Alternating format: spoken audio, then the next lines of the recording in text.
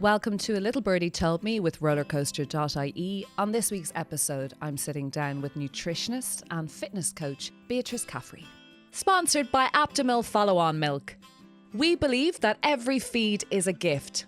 That's why we've dedicated over 50 years to breast milk research and created Aptamil Follow-On Milk. Aptamil Follow-On Milk, your life, our science. Breastfeeding is best. Follow-on milk should be used as part of a mixed diet from 6 months. Talk to a health professional.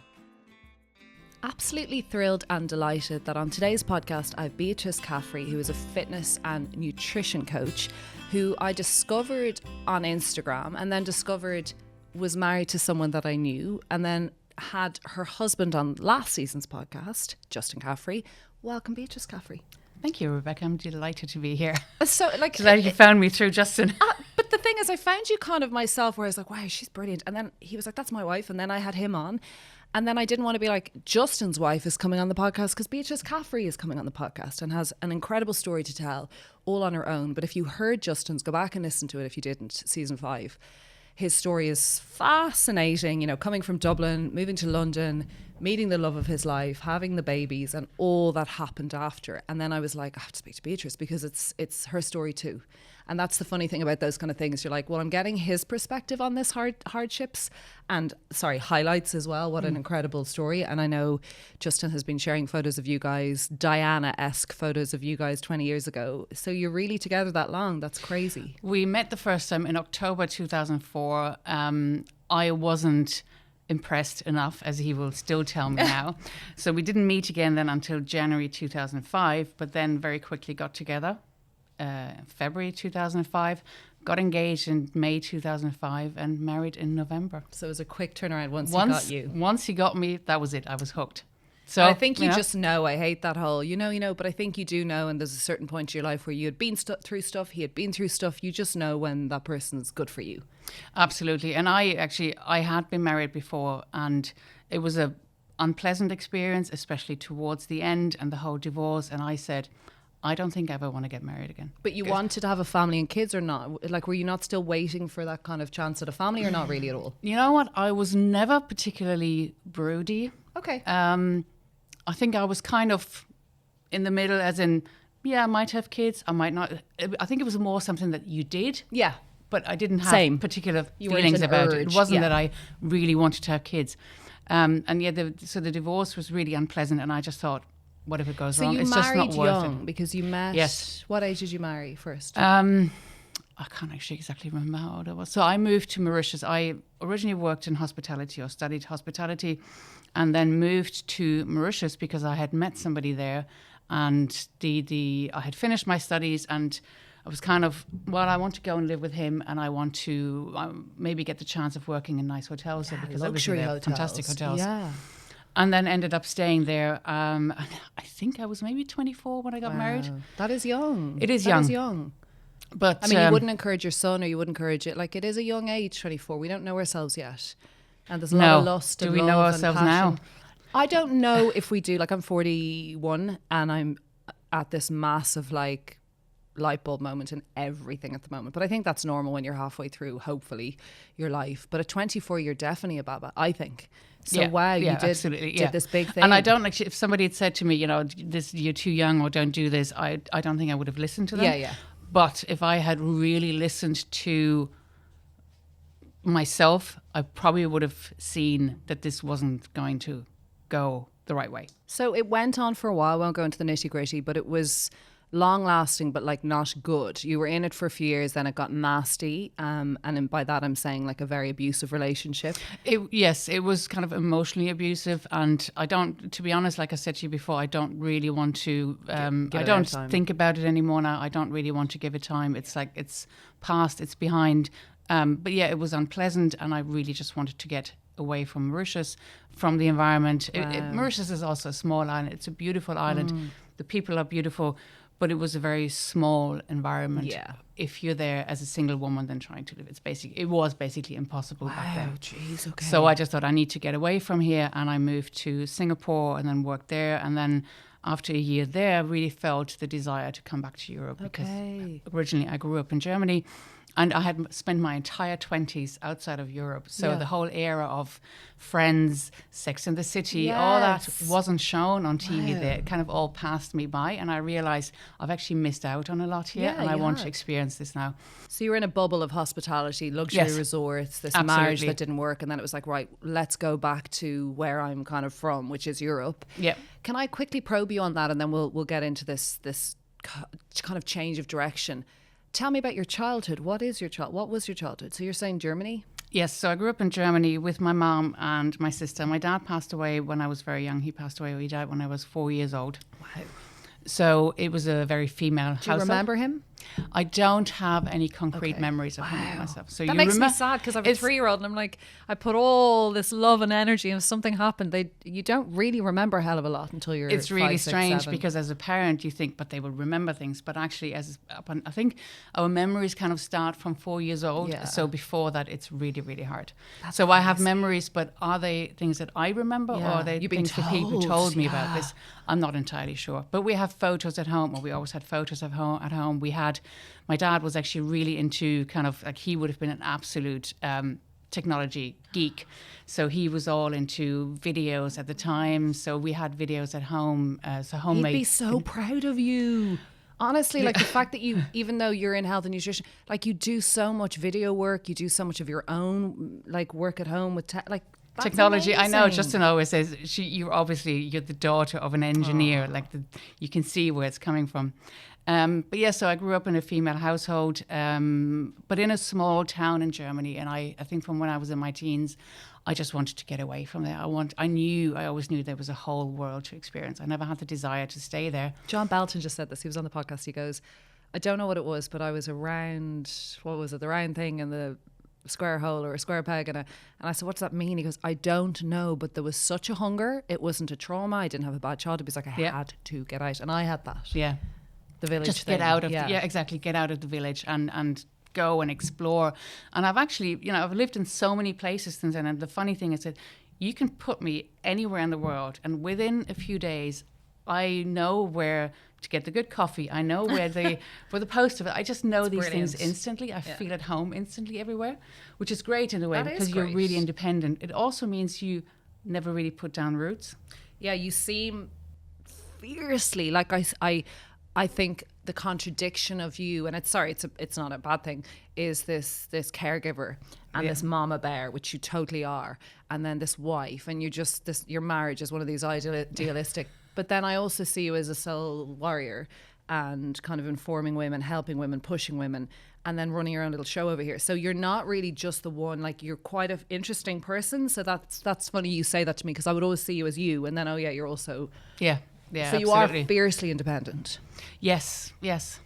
Comes from childhood, comes from the marriage, comes from everything. Comes from childhood. I mean, my mom, is an incredibly independent woman, has always been, even after my dad died, and she's always shown us that, you can have a really interesting and rich life on your own. Wow. Obviously, it's beautiful to be in a relationship with somebody else, but equally, you can do the same on your own. Wow, love that.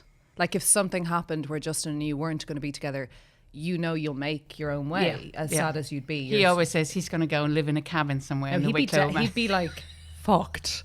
I spoke to the I don't know, he wouldn't be, but he wouldn't need, like he would just literally be in a cabin somewhere on his own. Yes. Why? Would that not be worse for him mentally? Like that's awful. No.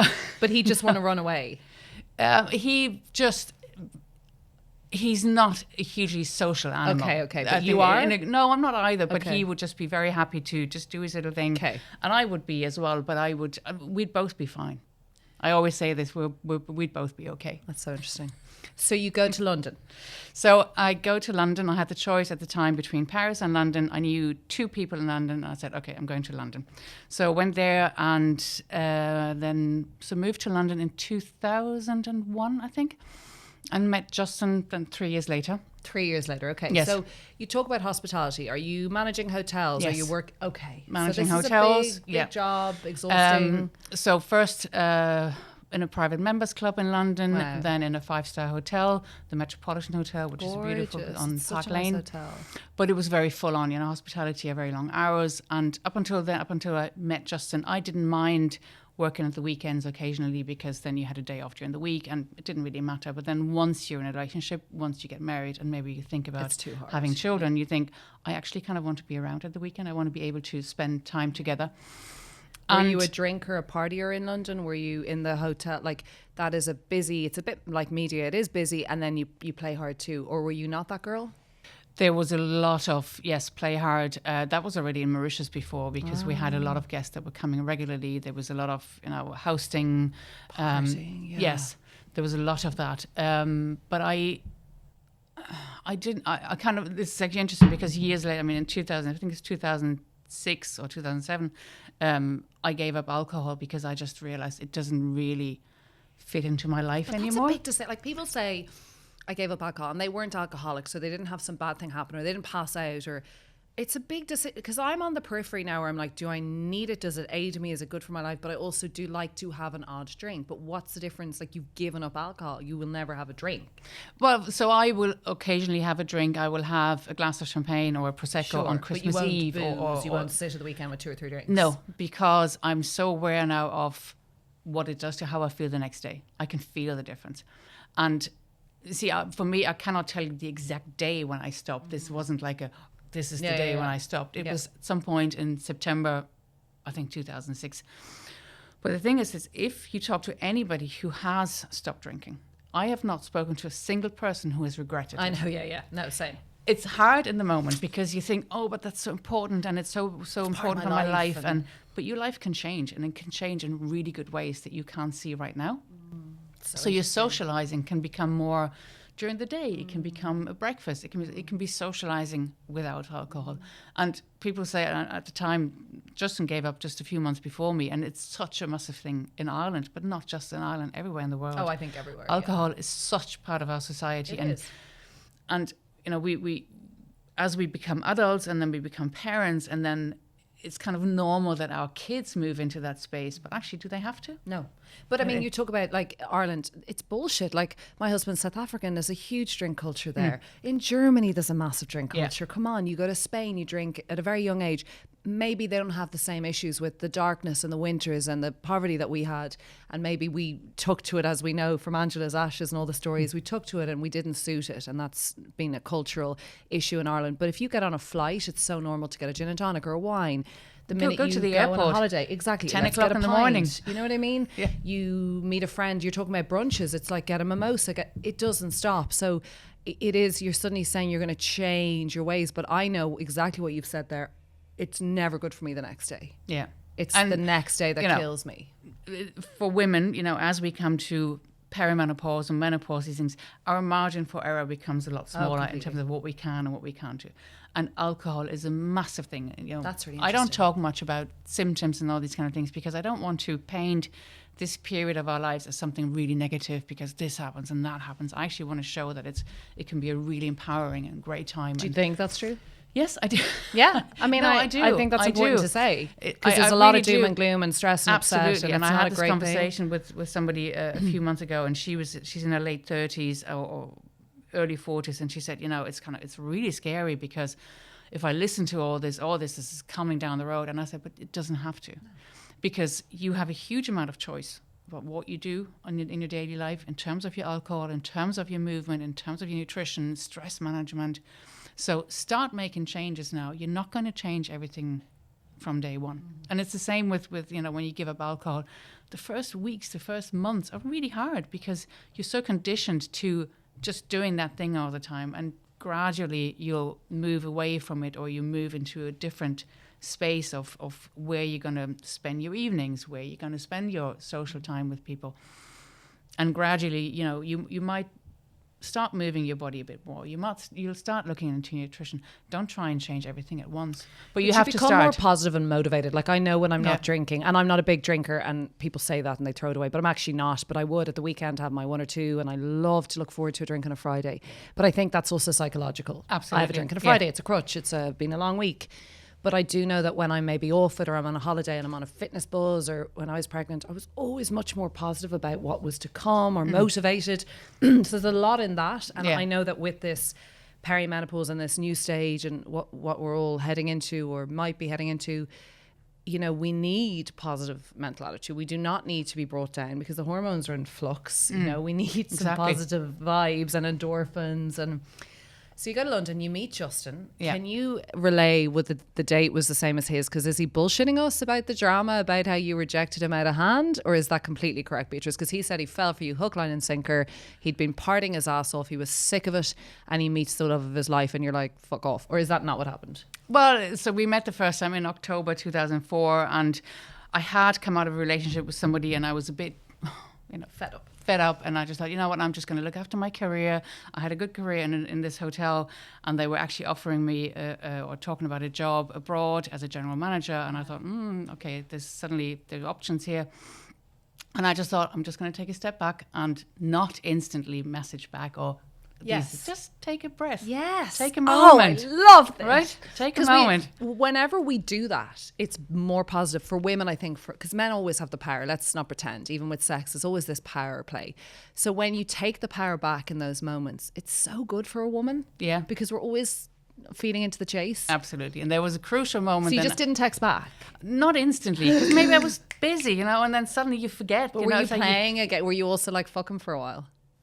I wasn't doing remember? No, I wasn't doing it consciously, but you forget, and you know, you're not texting instantly back. And you know what it's like, and then 2 days later, I've never texted back. Okay, I'll text back now. So you know, it could take a couple of days. Unheard of nowadays. And then I can't remember if Justin told the story. Beatrice. So then it was Christmas, so I was working between Christmas and New Year, and it's always a really quiet time in the hotel.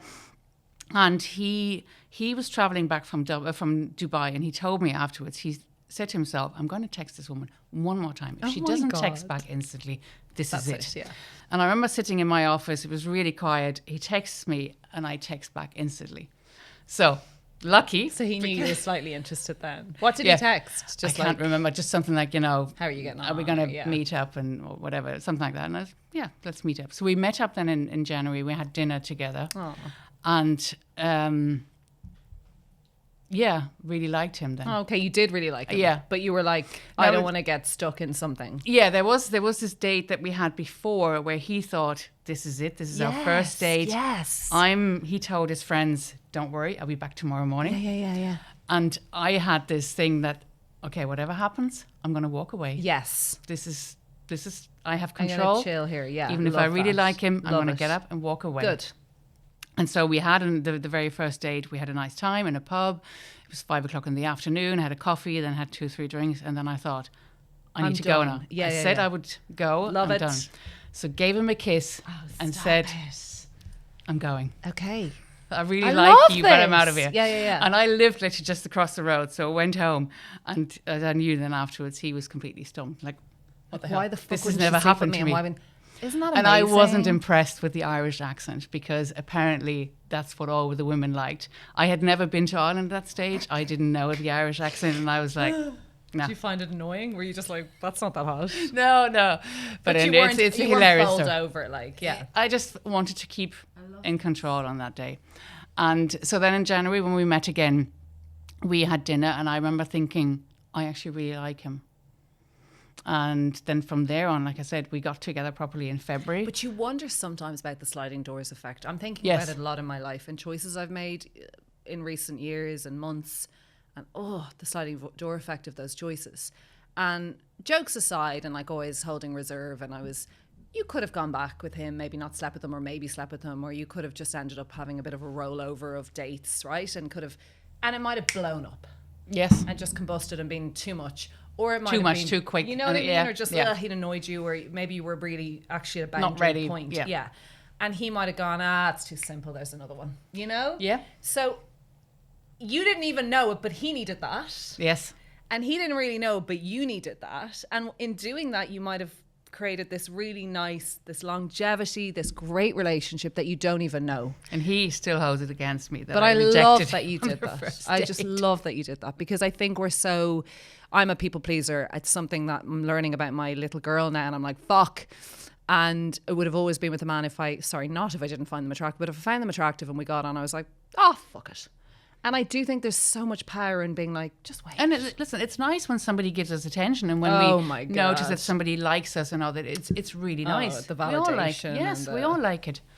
But sometimes it's good to take a step back. And like I said, I didn't consciously wanted to play hard to get that. No. I don't think that it was. I think you just did it because I just needed to show myself that I can do this. I can take a breather. I can take a space, and just take a day or two. So you end up falling in love. You are super. And also, happy. so because we spoke about me being married before, in the years then after my divorce, I was always thinking, I don't really want to get married again.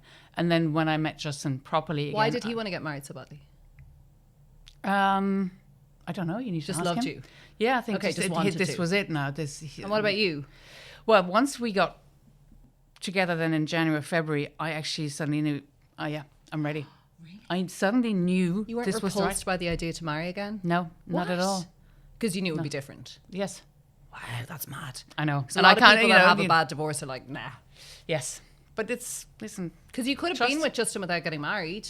You didn't have to get married to him. Absolutely. Yeah. Okay. It's interesting. But it's actually funny because we started talking about marriage before he had even proposed to me.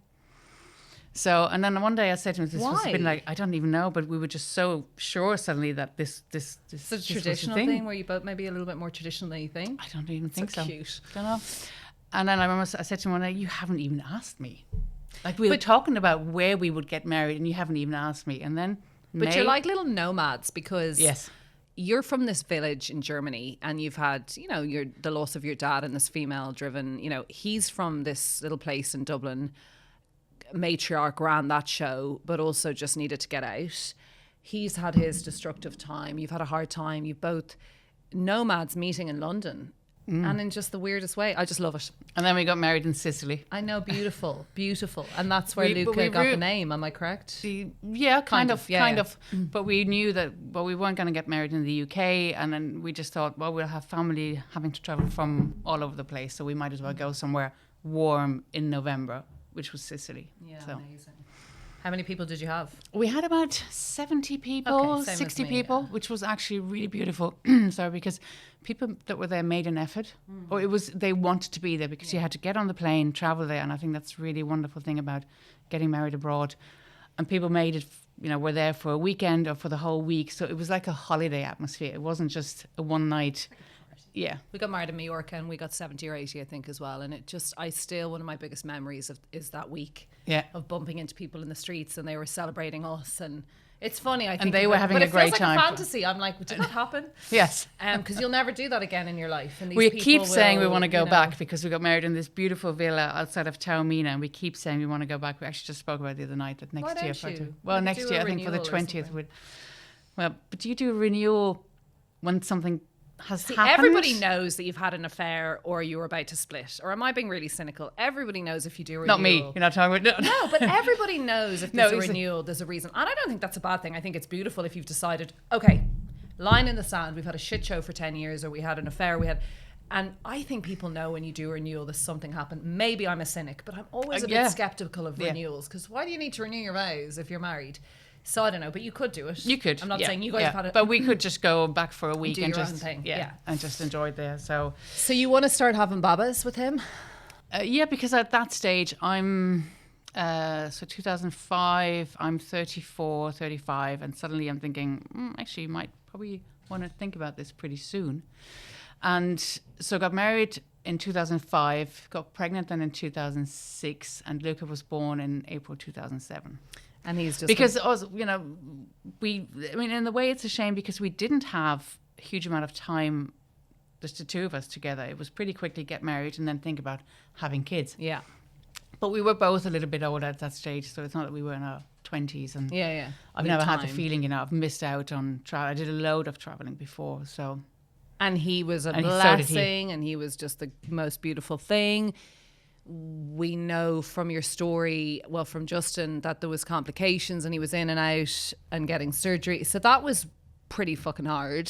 Yeah, so Luca was born with a cleft lip and cleft palate, which we learned about, I think it was at the 20-week scan? Yeah. So we knew that was going to happen. We had incredible support from the cleft team at the time in the UK. So we were kind of prepared for as much as you can. But Luca had several surgeries. The first one is done at about 3 months when the lip is closed, and then at 12 months when the back of the throat is done, and then at 3 years there was another one. So it wasn't straightforward. And then once Luca was born, also then you start thinking, originally we always wanted to have 3 kids. Wow, okay. And I remember when we actually, just after we got married, we were having dinner somewhere and there was a family with 3 kids having dinner across the table across the room, and there was complete mayhem.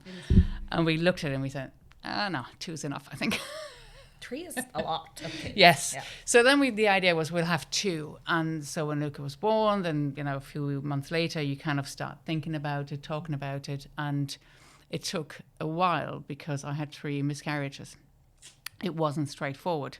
How did you find all that? It was very hard. Very hard. Very hard. And I kind of do a lot of that, don't we, women, with a few miscarriages? Yeah. It's a really shitty time. It's a really shitty time because nowadays there is much more talk about it online, on in the social media. At that time, there was no social media. I remember with was it the second one so the first one I had the procedure in the hospital.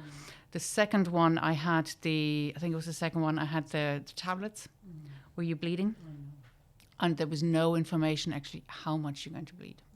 And you just feel miserable. And you just think, like, where's my baby? And I'm bleeding. And what's going to happen here in the next couple of hours? Can I actually go out? And there was no information. Shock of it, the trauma, the sadness. And you kind of read online, well, if there's too much bleeding, then go back to the hospital. But you think, but what constitutes too much? Bleeding? Yeah.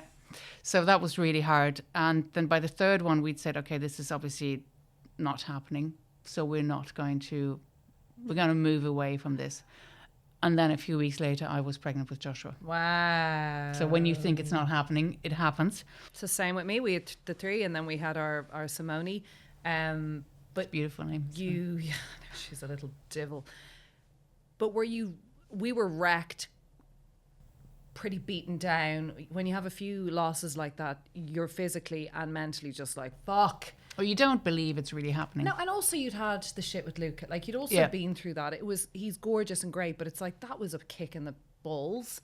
And then you head into losses. Did you feel like you and Justin were like, oh, or were you pretty strong?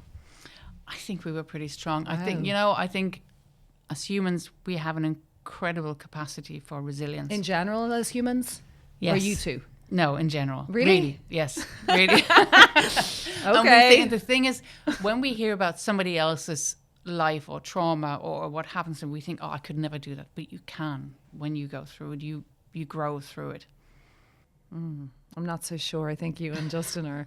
But I know, I do. I'm sorry, respectfully, I do know what you're saying. You don't have a choice. When people say, exactly, you're so strong, you're like, well, what the fuck else was I going to do? Lie on the ground? You don't have a choice. And in our case, we still had a 1-year-old or a 2-year-old who needed to be potty trained or needed to have all these kind of things done. So you get up and you do it. So you're pregnant. Are you thrilled and shocked and nervous? Like all the things? All of that. Yeah. All of that. Okay. Really didn't believe it. I remember going to a 12-week scan and thinking, I don't know, they're going to tell us again that this isn't working. And they said, no, I think it was 13 weeks. And they said, yeah, no, it's all fine. It's all good. And you think, okay, all right, well, let's settle into this then. So this was kind of November 2009. And then going into the new year, Justin had sold the shares in his business and was kind of had to take a few months away from the finance industry that he was working in, and we'd kind of toyed with the idea of moving to Spain, warmer climate. Brilliant. The nomads. Yeah. And went down to Spain for a week to look at some properties, look at some areas, and look at maybe at a school or something for Luca. So he was 2, nearly coming up to 3 at that stage. How many weeks are you pregnant? I'm 26 weeks pregnant. So pretty, Yeah. It's kind of, when they tell you, if you want to go on holidays, go now. This is... Get it done. Good time to go away. And I mean, it was Spain. You think it's only 2 hours on the plane. It's not far. And then while I was there, my waters broke. Had you any indication there was an issue, or there was nothing? Were you stressing? Were you like all the things you get asked? No. I mean, obviously, you think back and you think, did I do anything wrong? Did I move too much? No. And really, I couldn't come up with anything. Woke up in the morning, 6 o'clock in the morning, and this wasn't like a big water spring. This was like a little bit, but I knew what was happening, and like for half an hour, I was lying there thinking, can somebody just deal with this? But no. You've got to get up and deal with this. And keep it in. You're just like... Keep it in. Don't move too much. Don't cough. And woke up Justin and I said, my waters are broken. We need to do something here. We need to go somewhere. Obviously scared that anything that labor would start, suddenly you think, we're actually in a different country here. There's a different language. My Spanish was relatively basic at that stage. And what if I have to give birth today? Is there somebody there who speaks English? How am I going to communicate? Where are we going to go? So we were actually in kind of towards Almeria, so which is kind of east of Malaga. And so this is 2010, and you think, okay, where can we go that somebody speaks English? Let's go to kind of Marbella, Puerto Banús. That was the thought. Now, Google was on phones. I remember I had my first iPhone, but it was very basic, Googling information or anything online.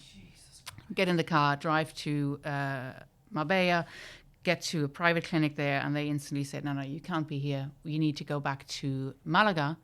The pediatric hospital is the only place you can be if this baby comes out today.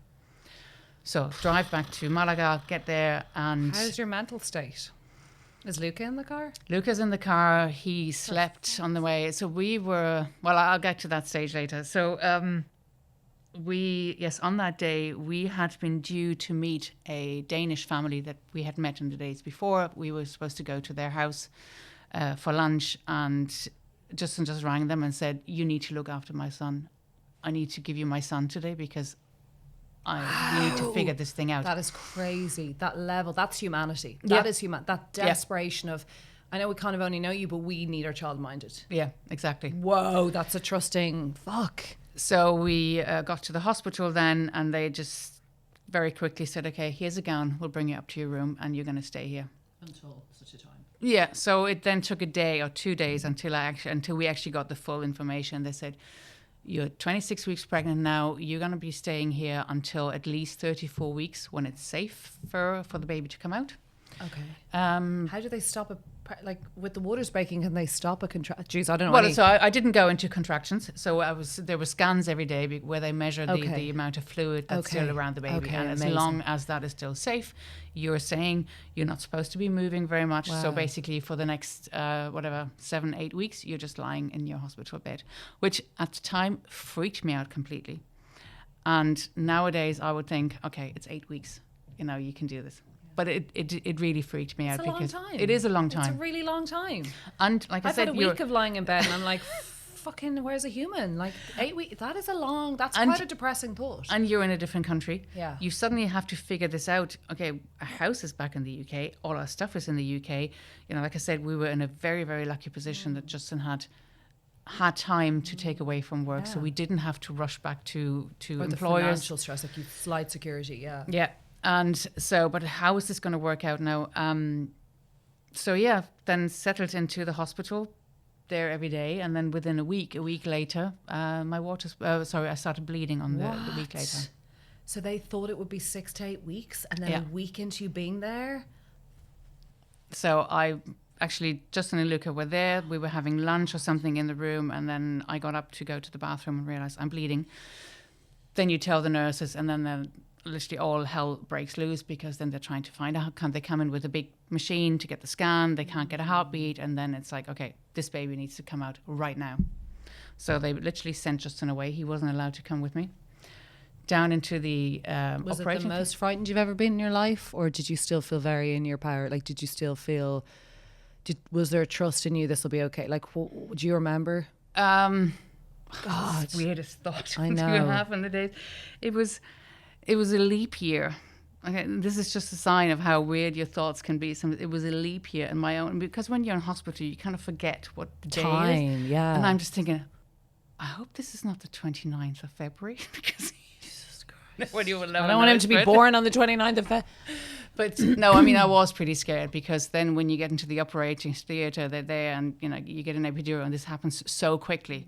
And like I said, we'd had lunch just before, and within an hour, you are suddenly not pregnant anymore. Your baby's born, and your body goes into shock, really, because it doesn't feel natural. It doesn't feel natural. It doesn't know what suddenly happened. Like I said, Justin wasn't allowed to be there. It took him hours to actually find me. He wasn't told anything. He wasn't told what was going on. And Joshua was deprived of oxygen at birth, so suffered a lot of consequences from that. And actually, in the first hours, they didn't even... So it wasn't so sorry, and I don't know if I ever spoke to Justin about that. It wasn't pre-warned or pre-known that he might have some issues when he was born? No. It happened as a result of this premature, difficult, traumatic birth. Yes. I didn't know absolutely. that. Yeah. And wow. In the first moments, what happens is the baby is literally taken away to the pediatrician in the incubator, and it was brought into the intensive care, the neonatal intensive care unit. So I didn't see him at that moment. I didn't even hear him because he wasn't crying. He had to be resuscitated. I've told the story before. I literally just asked, is it a boy or a girl? And they said, it's a girl. And then an hour later, the doctor came back running in and she said, I'm so sorry, I made a mistake. It's a boy. But it's in that moment, they literally, it's a question of life and death. I know, but like, for fuck's sake. They don't look going at through the most gender. traumatic thing, and they can't tell a penis from a... Come on. I know. To say to you it's a girl and then be like, that is mental. But I remember that they were kind of looking at each other when I asked the question because they literally hadn't paid attention to it. Yeah, I understand that, but still. Yeah. Just say nothing. Because then I was lying there for an hour thinking, oh, it's a girl. Girls' names. Yes, and then, no, boy name, okay. But, but to come back to it, so he suffered a lot of complications from that. And they didn't think he was going to survive the first couple of hours. And then we were told that very, very clearly. And then they didn't. He did survive the first few hours. And then they said, well, we're not quite sure how this is going to work out. But he survived the first night, the first week, and the first couple of months. And they said, okay, we'll just have to wait and see. Because the neurological consequences are not going to be seen instantly. They'll happen later. And I remember having a conversation with one of the doctors maybe a few weeks after his birth. And she said, and I asked her, what could be the consequences? And I mean, I had no idea of what it could be. And she said, maybe he won't be able to move his arm properly. And then I thought, that's fine, we can deal with that. But it was far more than that. He was everything. It was feeding. Well, it was, so he didn't have the swallow reflex. And so he had to be fed through a tube for his entire life. But at home with you after a while? It was in hospital? So he left hospital after 6 months. We were in the intensive care environment for 6 months because at some point it's also really important to get out of the environment. They always said, once he's out, you'll see improvements, you'll see differences. But he had cerebral palsy. That was a consequence of the lack of oxygen at birth. So he wasn't making eye contact with us. He wasn't smiling. He wasn't crying. There were a lot more challenges. Developmentally, there was nothing really. Yeah. Did you feel like you could bond with him, or were you just in survival mode at any point?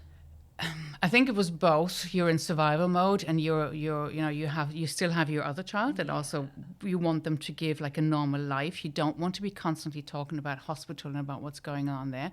You want to go and take them to the playground and just have a nice time there.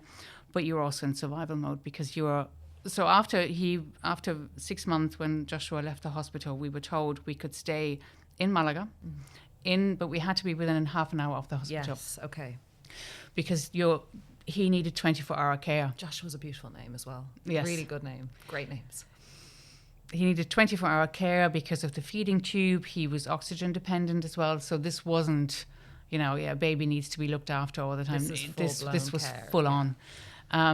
But we had hope. We thought this is going to work out. And the doctors had hope. And they, we did everything that we could as long as it was still possible. And then it got to a stage where he was getting recurrent bronchiolitis, and then he got pneumonia, and he had to go back into hospital every time. And every time he goes back into hospital for a few days, everything's, when you've just tried to maybe get him to sit up, he was at the age of 10, 11, he couldn't sit up, which is... That's amazing. He couldn't. So he couldn't. No, he couldn't. I was like, wow. Whereas normally kind of from, of course, the neck and the back. Yeah. Okay, so that wasn't. He couldn't do anything like that. No, but we did physiotherapy every day and we did all these things. But then every time you go back into hospital, you start again. But also all the procedures they had to do with him when he was ill again, they have to intubate the baby. So there's a tube that goes into the lung to help them breathe, and it's a really dangerous procedure, and it's awful, and it's. And at some point it gets to the stage where the doctor said the benefits don't outweigh this. The benefits don't outweigh the side effects anymore here. We're not going to continue on. And so that was a decision then for us to make as parents. And so here we are now at that stage. Joshua died in January 2011 when he was 11 months old. 11. Yeah. So you knew that was coming, but you were at home with him? We were at home with him. We had made it clear to the hospital that we weren't coming back in. So he was on morphine for the last couple of for the last week or the last 3 weeks. We were at home because the pediatric hospital in Malaga was a big hospital. It was maternity on one side and pediatric on the other side, and then they were connected, but it was a big hospital. And every time we went back in, you kind of had to go through explaining your story again. And even though they kind of knew his history of the medical history, but it was exhausting every time to go back in and every time to get used to the hospital environment. So when we came towards the end, we said, we're going to do this at home. We're going to do this on our terms. So we were at home. We he had morphine patches that he was on for the last week. And you know what? I know this is hard to understand but we actually, the last 3 weeks were a beautiful time for us because everything just stops. Yeah, but nothing else matters. Drama or hospital or nurses or explaining or forms. There's this probably calmness of control. It's your house. Yeah. And like you said, everything's stopping and calming. It's sad, nothing else matters anymore. It's just you, the two of you, obviously your parents, your other child, all this is your little bubble. That's all that matters right now. Did you find as a couple, Justin and you making the call about like, look, we're going to go home and this will be where his end of life is. Did you find that decision actually quite simple, or did you find it really complex? Because for anyone listening, it's a really hard one to know what you went through. Once you get to the stage where you know this is going to be, this is the path that we're going to take, then it was actually really easy for us to say, this is going to be at home. We're doing this at home together. And the weeks before, or the months before, even when he was born and all that, I think it was just a beautiful sign of our relationship, even though we had only been together for such a short time, that we were able to make these important decisions along the way together. And you kind of, you go through the day, something has happened, and then Justin might put forward an idea and just say, hey, what do you think about this? And then you take this, instead of a reaction straight away, and you just take it away, and then you think about it, and then you say, okay, yeah, and what about that? So you kind of gradually come together. This is synchronicity in your thoughts. Yeah. That's why I do believe some people are meant to be together, because there's a compatibility. Yeah. Yeah. Justin spoke about your family bubble and how it changed his entire life, but he also spoke at length, and I think it was the most poignant thing about his podcast, because we talk about how you just have to be strong, but he said your resolve, your beauty, how you came into yourself. I struggle as a mom knowing what you went through, Beatrice, and like I feel very sad for you, but I also know that you went through it with such grace. But he spoke about this bath or this kind of ritual you had at the very end. Do you remember that, or is it weird listening to him talk about that? No, I remember it. So when Joshua died at home, we had obviously Luca in the house as well. Now we were upstairs in the bedroom, and things had happened the night before. I think we kind of knew that this was the last night, and Joshua had slept in our bed with us. And then in the morning, Justin, so we took turns in terms of lying with Joshua in our bed and just holding him. Luca was downstairs. Justin's parents were staying with us, were there for a week as well. So they were downstairs kind of playing with Luca, the grandparents. And Justin had been with Joshua for 2-3 hours, and then I came up and we kind of switched over. And as soon as I sat down or lay down with him and held him in my arms, he took his last breath and he died. Like a mom thing, isn't it? I know. And obviously you think...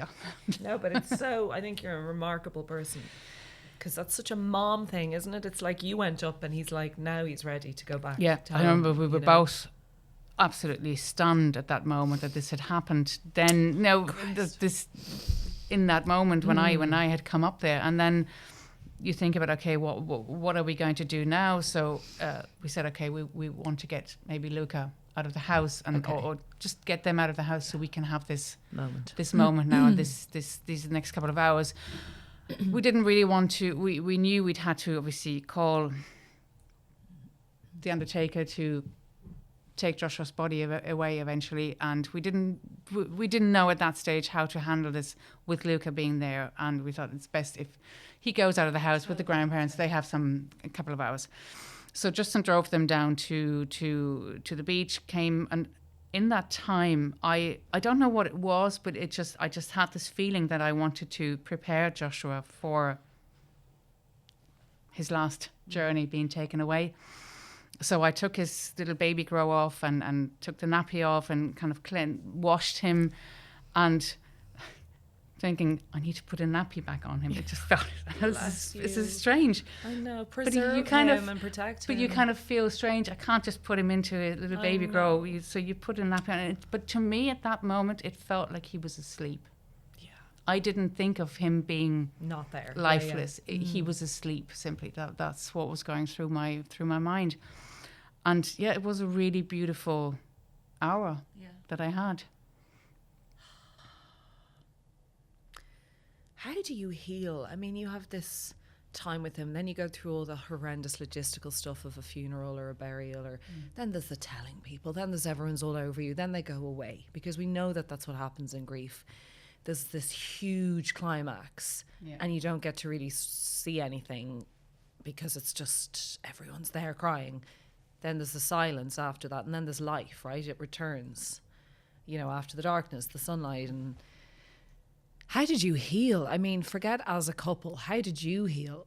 As a mother who's gone through a lot already with Luca, then you have all the challenges of miscarriage, then you get to have this baby, and then he leaves you. How did you heal? Or do you think you're still healing, Beatrice? So we moved to Ireland 6 weeks later. Why? A kind of So we had the thought already, when Joshua was still well, at that stage, we knew that we didn't want to stay in Spain. We wanted to have family closer by, because it was a case that everybody had to fly to us. And so the Spanish dream was parked. It was parked, because I said at the time, I want to be able, somebody to just drop in for a cup of coffee and have not people having to get on a plane to come and see us and all that. So going back to the UK wasn't really the right place, because neither of us were from there. Going to Germany wasn't really the right place either, because Justin didn't speak German. It wouldn't really going to work for his work. There was family in Ireland. Luke at that stage was 4, and we had also made the decision that we weren't going to have any more babies, because I couldn't imagine myself going through this again. I was like, the miscarriages, and now this, we can do this once, but we can't do this a second time. And then nobody can guarantee you a happy and healthy pregnancy. That's the problem. Ever. So I said, I can't do this again now. I need to draw a line. So we actually gave everything away. Remember, we rented a van in Spain, and we put all the baby clothes and toys and everything, and we donated it to a charity shop. We literally pulled up and we said, here, this is all for you. And it was a really cathartic moment before we moved to Ireland then. And then, so we moved here, and Luca then started in junior infants, so he was busy kind of, getting into that kind of environment. Justin threw himself into his work, rightly or wrongly, as he will say. He felt he needed to go back into work and start another business. And I didn't have a job to go back to at that stage, because I had stopped working before already, and we were in a different country. So we got our first dog, and I started walking. And I walked 2-3 times a week with the dog in the Wicklow Mountains, and I always say I walked myself through and out of grief. A lot of time on my own in nature.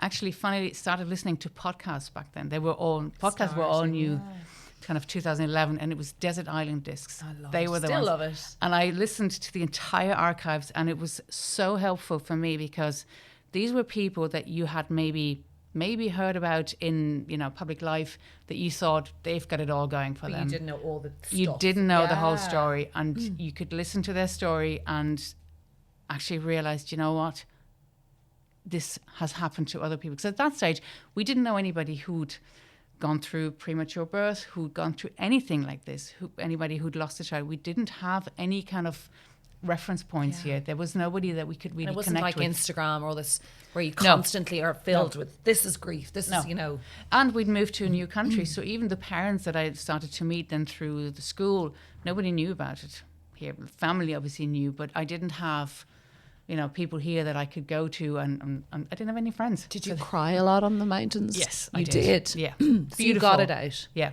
got it out. At times... you'd have beautiful moments. At times you had crying moments, and it was just wonderful. So getting into nature is one of the best things you can do for yourself. And it took me years. And you know what? That's okay. There's no timeline of when you have to be better or when you have to be okay. kind of be okay or get back into life or whatever life that is afterwards.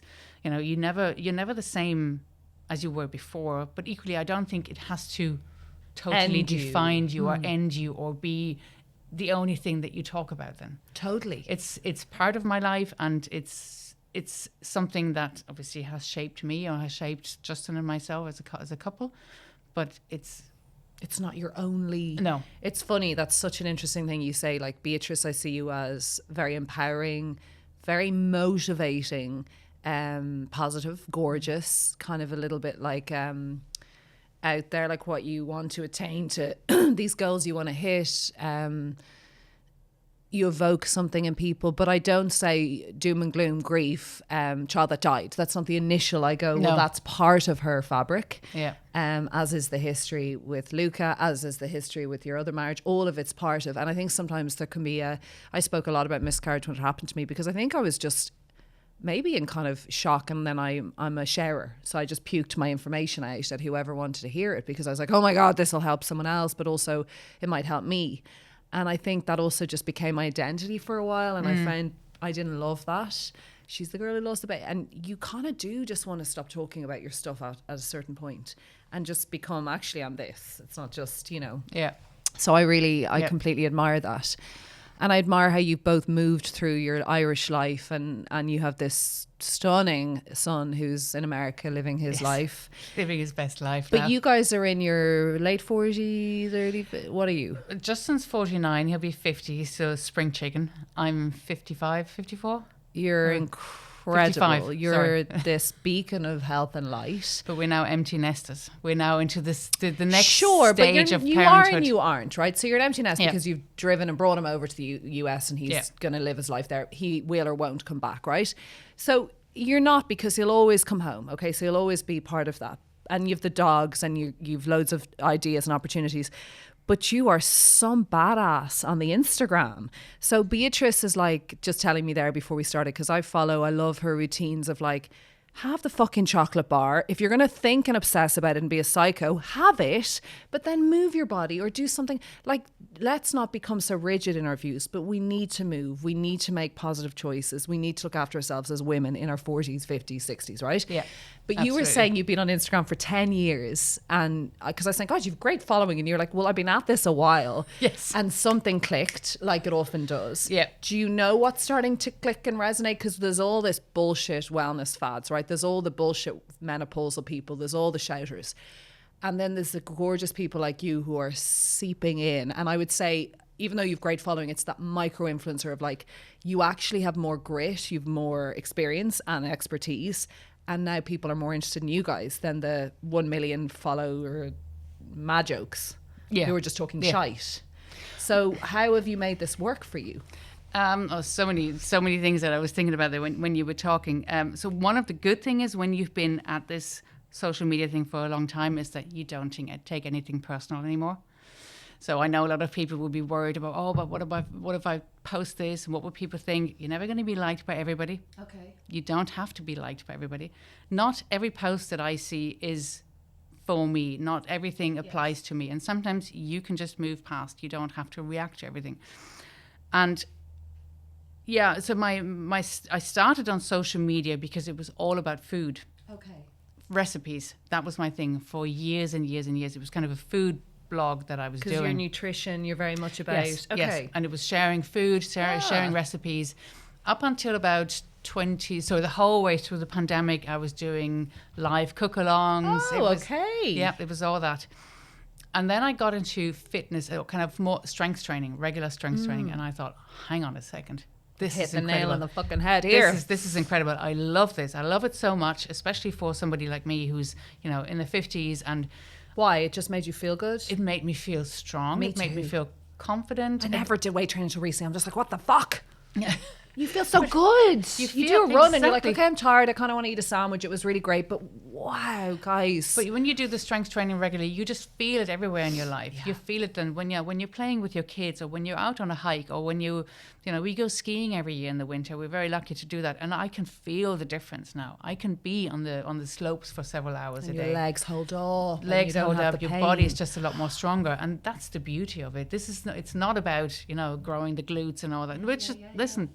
Whatever somebody wants to do, but it's about how you feel the rest of the day, the rest of your life, and how you're going to feel when you're 70, 80, 90. Are you going to be able to live on your own and move and do all these things? That's what it's for. Wow. And I know, because we talked about, there's a lot of rubbish and there's a lot of bullshit on social media, because polarizing views work really well. Okay, so no, we know this, that we're going to say really the one thing, it's going to cause a reaction here, and there's always going to be the controversial influencers or the people who, but what I'm saying is you set yourself apart because your standards are high, but you're also really authentic. Yeah. And Justin is too. Like, I love when he's walking and he's like, I shared something the other day because I was having kind of a crappy morning, feeling sorry for myself. I'm very good at picking myself up, but it takes me that day. And he said something like, life is not about the joy and finding the joy. It's actually mostly this. And not shit, by the way, but like just this. Yeah. And then we have the joy, and great, like that's fab. But stop obsessing about finding the fucking joy. You expect it to be up here all the time. It's not going to happen. And it's great. We need that. And then you're authentic and you're like, what you're cooking and eating and wanting. And I think I find you, for a German, because I have a lot of Swedes in my family and we talk about the Swedish sensibilities and humour, you're very fucking funny. Sorry to be totally racist, totally inappropriate, totally Scandi shaming, but you are very funny. Just to say to me, I'm the least German. You are the least German that Like, you do shit and you're like, but don't have the Halloween treats, and then you're like, blah, and then you do a workout and I just laugh, but you're very funny. Well, yeah, I think you have to have a sense of humour. I think you're funnier than Justin. Don't tell him that. No, but I think it's like a sense of humour is so important. And the amount of crap that happens in our life, you have to retain a sense of humour. And also, having been on the social media for such a long time, I don't care anymore in my stories. I don't use filters because I don't like them, because I think it's not real. I use Paris now and again. Paris is a lovely one if you've spots. But I'm a Paris devil. Then I'll just hold the phone a bit. But I just think, this is me. I can't be bothered anymore with making sure that the light is right, because then I start to overthink it, and I've done that I overthink it, and I'm thinking, I can't post this, and then you stop posting, but just post it. It's honestly, you do great. She does really great stuff. And I was actually speaking to Justin about, God, I really admire what Beatrice is doing. I love that she's going out on her own, and this is a business that'll hopefully thrive. And he said, you don't also understand that small little snippet she puts up is a huge amount of work and thought and processing. And I'm like, what do you mean? He goes, well, that kind of thing about the food, or she'll do a workout, like that's effort and editing, and it's curated. It's not that simple. I'm like, oh Jesus. He's like, yeah, this is a thing, And you learn as you go along. Like, I didn't know how to do all the video editing, and somebody asked me recently, how do you do it? How do you self-teach? You make mistakes along the way. You post them when there's something, and then you think, maybe that wasn't great, but I'll do it differently next time. Some Germany, Mauritius, hospitality, high-flying hotels in London, a time in Spain, you're in Ireland now, you're in the midst of where will we end up? What is the dream? Forget about marriage and your beautiful boy. What is the dream for your career? Because you are going places. What would you love to create for women in this space? And I presume it's for men as well, is it? It could, yeah. If a man wanted to join my membership, there's absolutely no problem at all. But at the moment, it's only women, and it's mostly women. It's kind of the age 45 upwards, but going all the way up to 65 and even 70. And I find this amazing that it doesn't matter how old you are, or how young you are, you can pick up a pair of dumbbells and it can make you feel great. And it doesn't become only about the number on the scale and how much do I weigh, and it actually becomes about so much more. And actually, when this is how my account kind of blew up a little bit earlier this year, when I was talking about fat loss and calorie deficit, and you were doing a lot of that. Suddenly that there was a lot of interest in that, but I also want to show that it's not just about the weight. And especially when I see, or when I talk to women who say, I just need to lose these 3 or 4 kilos, nothing's going to change in your life with those free clothes. And when you want, sometimes when it's about, but I want my body to look differently, you actually need to build muscle. Totally. But I would actually suggest that you do weigh yourself every day. Okay. Because to keep a track. But it just becomes data. Wow, okay, that's interesting. The more you expose yourself to something, instead of doing it every week and then you're like, fuck. Exactly. Yeah. Because you and also water retention, periods, like, sleep, all these kinds, even a heavy weight training session, you reduce more water, more fluid in the body. The weight can be up the next day. But you ideally then want to weigh yourself every single day, and every 7 days you take an average. Wow. And then you're actually going to notice, actually I can see, because people also think, but I should be losing whatever 2-3 kilos. But actually you will see a gradual trend, obviously provided you you do the thing and you stay within your sensible, really important, sensible calorie deficit. But then you will see a trend and you will notice, and you'll be able to see, okay, last night I slept really crappy. My weight's the number on the scale is up. You haven't gained fat overnight. This is not possible. What is your BMI thought then on BMI? Or do you think it's important for some people to have some slight direction? Like we can't just all I think there's a lot of criticism of BMI and saying, well, it's not, representative, because if you have a high muscle mass, then, and that's absolutely true. So if you're an athlete, your BMI doesn't say anything about you. But I still think for somebody who's maybe very sedentary and who does not have a lot of movement in life, or does not have a lot of muscle mass, it's important to look at. To have a guide. And I, I'm sure people will disagree with that, but no, it's a measurement. And you can, look at your lifestyle. I know we talk about perimenopause and menopause. We always talk, oh, my symptom is weight gain. Weight gain is not a symptom of menopause. Weight gain is a consequence of us moving less and eating a little bit more. We had this conversation about alcohol. It's a great weight gainer. Absolutely. And so we just have to take a real honest look at our life and say, okay, what am I doing differently? Where can I make some changes? Where can I start? Don't do everything at once. You don't have to. Because alcohol is a devil for the empty calories. Yeah. I know with alcohol, I'm like, I'll do the really low stuff. I'll do the spirits and you're still, if you're having the 2 or 3, there's the milling in the tonic waters. If you're having your champagne, your beers, it is a way, like you do fucking feel it. Like. But there is that. But there's also that once you put alcohol into your body, your decision making changes completely. Completely. You're never going to have a green juice after you have had a few drinks, right? So we all know that. We all know what we're eating then. Yeah. So the thing is, when we get to menopause, yes, the estrogen levels drop, and where we accumulate the fat changes. So whereas before it can be everywhere, then suddenly it does accumulate more around the middle. So we might notice it a bit more there. But what can we do? You always have a choice. Move your hole. Can I finally ask you, 20 years into a relationship, I'm sure you have loads of highs and lows, and I'm sure it isn't picture perfect, right? I'm sure he wrecks your head, and I'm sure that you have your boundaries with him.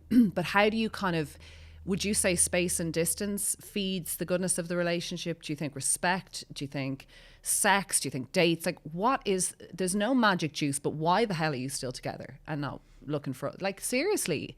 I find it remarkable, and such peace in that, because I do meet a lot of couples who are like, God, he's a pain in the hole, or fuck at this, or like, you really are a gorgeous couple.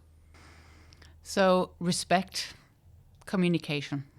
It's really important that you keep talking, you keep sharing what's bothering you, and that you also, not only that you keep talking, but also that you listen, that you're able to listen without instantly reacting to it. That's a really important thing. So you keep talking. And your partner might find new interests, new things. Justin moved into the whole kind of meditation, wellness era way before me. And I was like, oh, I don't know if this is for me. But also don't expect the other person to run along with you instantly. But eventually it might happen. Our wedding song was actually Bruce Springsteen's, God, I can't remember now. Bruce Springsteen, I'll wait for you. Always happens to me. I forget the words. Wait for me. It's basically if I fall behind. I love that wait song. For me. And you catch up. So I love that you song. might, you move along in your relationship. Somebody might fall behind, but as the person that's in a different place, wait for that person. You'll catch up, and then it might be the other way around. The other person might move it. But as long as you keep finding each other, and communication is really important. Talking, but also listening. Wow. Beatrice Caffrey makes me cry, makes me smile. Love her. Love what she is serving us when we are kind of so distracted and the scrolling is real and the obsession with Instagram is real. And then you find these beauties, these gems. Thank you so much for coming on the podcast and sharing your story, which is so valuable for women who are going through this or have gone through it. And like you said, you felt so alone because really you were just kind of in this land of nobody, and now you know that this does happen to couples. But thank you so much, and for being such a survivor. Really loved having you. We can all be survivors. I know. I'm learning that. Thank you, Rebecca. It was wonderful.